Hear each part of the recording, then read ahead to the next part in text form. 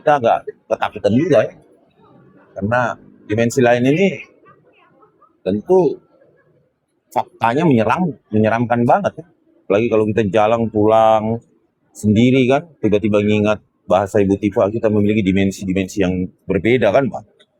Itu kita agak ngeri kan. Tapi katakanlah dia peneliti neuroscience, kita salut itu. Apa memang itu bidang beliau ya. Saya kenapa? Karena memastikan otak manusia itu kecil, itu betul-betul secara biologi. Karena beliau handal sekali di situ kan. Jadi mesti periksa Pak Jokowi, kemudian mengecek. Kedatangan mereka dulu ke Itu lebih parah lagi. Kalau itu kan dimensi yang berbeda katanya kan. Nah inilah yang saya anggap. Ya mungkin saya juga harus belajar sama Sung Gokong. Karena dimensi yang berbeda itu kan hanya Sung Gokong yang bisa memastikan bahwa ada siluman atau hantu atau dimensi lain kan. Dimensi lain kan sangat identik dengan ya siluman, hantu-hantu gitu kan, ghost ya kan. Itu dimensi lain kan, selain dimensi manusia kan.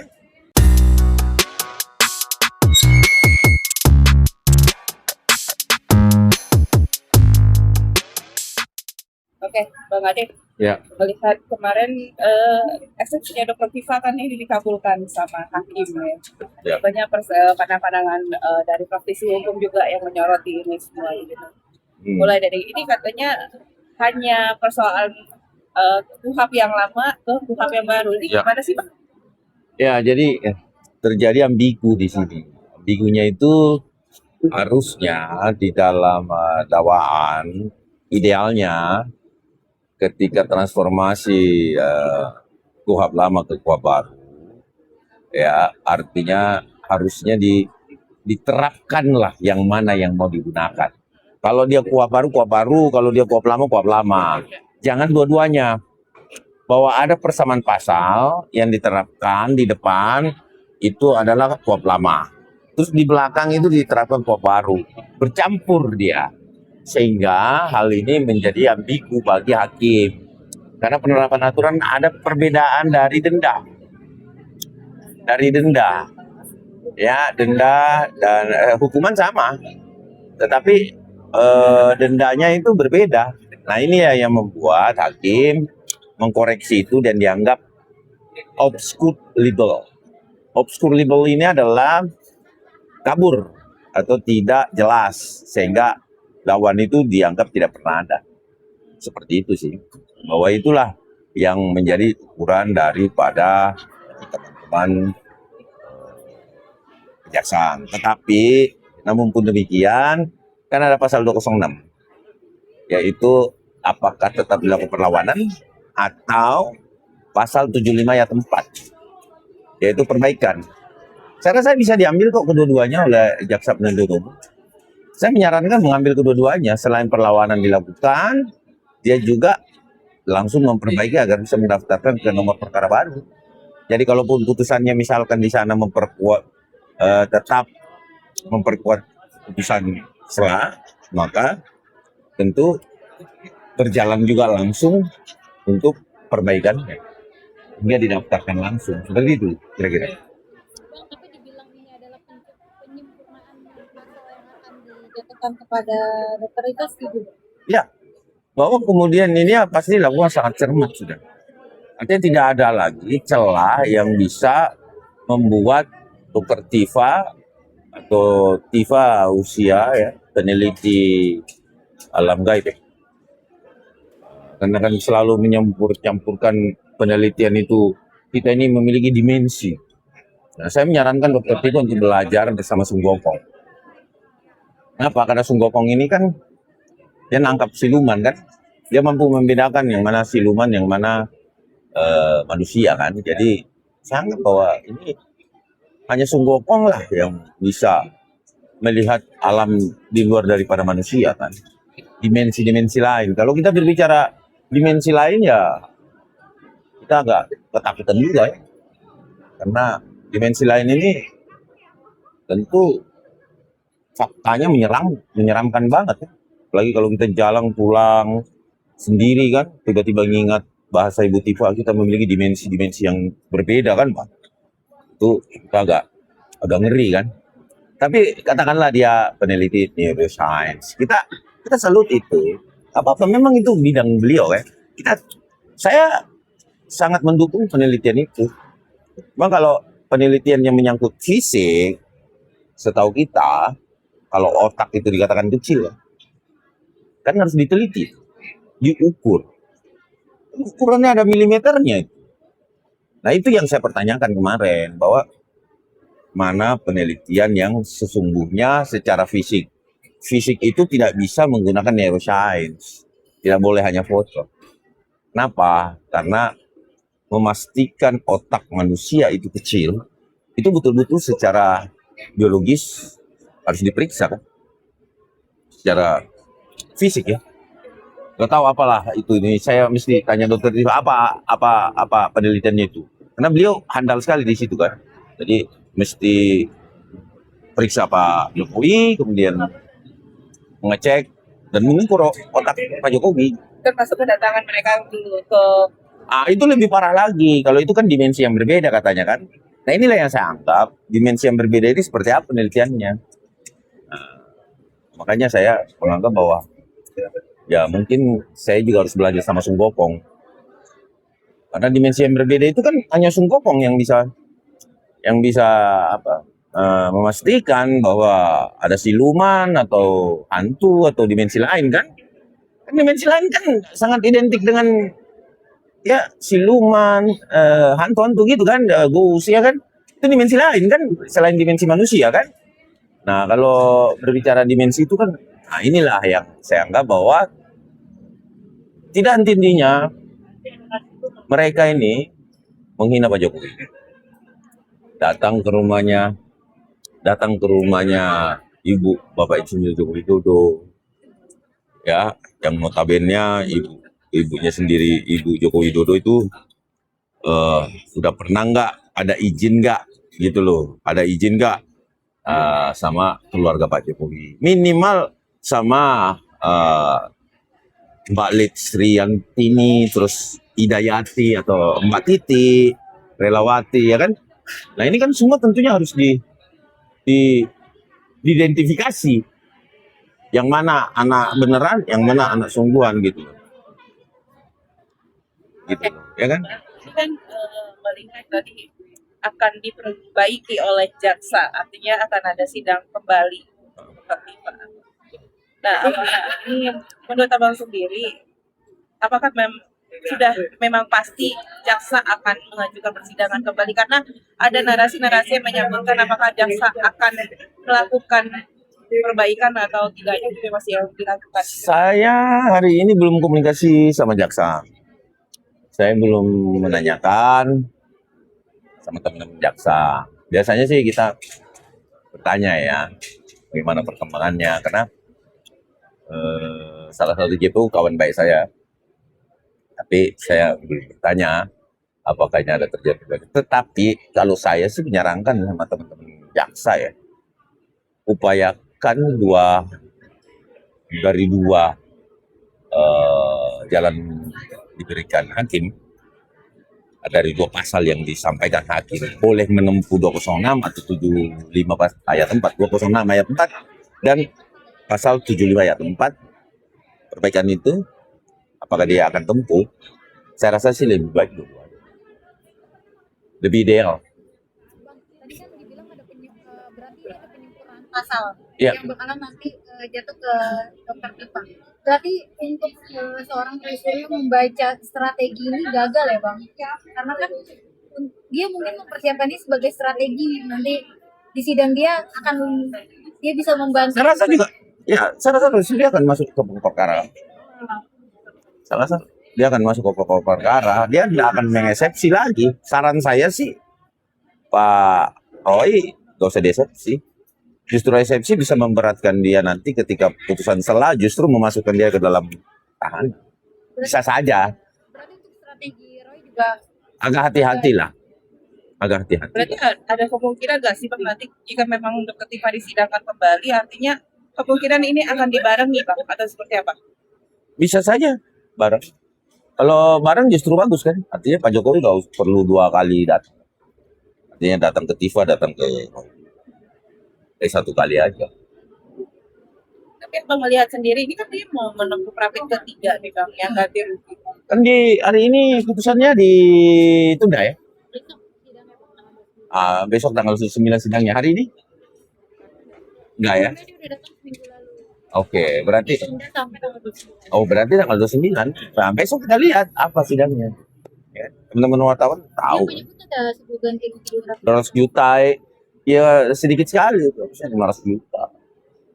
1 miliar. Tapi melihat akan ada profit jilid 1, 2, 3, bahkan dia menyebut akan ada 4, 5, 6 sampai 8. Sudah disebutkan sama hakim kan menimbang bahwa ada upaya menggunakan hak ini tidak sesuai mestinya. Jadi seperti itu kan? Ada upaya apa? Mengulur-ngulur dan menggunakan kuap sebagaimana tidak sebagaimana mestinya kan? Itu bahasa hakim ya, kalau nggak salah ya. Bang, kalau misalkan banyak yang menyebut ini adalah sebuah strategi dari Rasulullah untuk menunda persidangan, ngulur-ngulur. Ya, itu bahasa hakim. Itu bahasa hakim. Apa ini dia akan melihat strategi dari Dokter Tifa supaya dia nantinya menjerumuskan Dokter Tifa dan dia selamat gitu kan? Itu alternatif. Yang selamat Dokter Tifa dia yang masuk. Jadi kita gini, kita tidak bisa terlalu maju dalam hal satu keputusan pengadilan. Kenapa? Karena yang berhak untuk memutuskan itu adalah hakim.